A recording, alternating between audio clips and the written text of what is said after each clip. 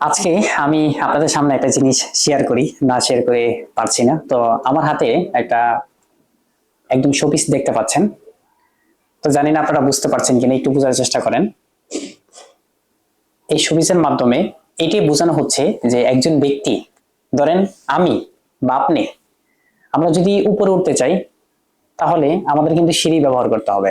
আর সেই সিঁড়িটা কিন্তু আমাদের নিজেদের বানাইতে হবে। তো আপনারা যারা ভাবছেন চারপাশে যে কারো সহযোগিতা বা কারো হেল্পেই আপনি সামনে উঠবেন, একদমই না। বরঞ্চ তারা যদি পারে তাহলে আপনাকে উপর থেকে নিচে নামাবে, কিন্তু উপরে ওঠার সিঁড়ি আপনাকে তৈরি করার সেই আইডিয়াটা দিবে না, আর সেটা করেও দেবে না।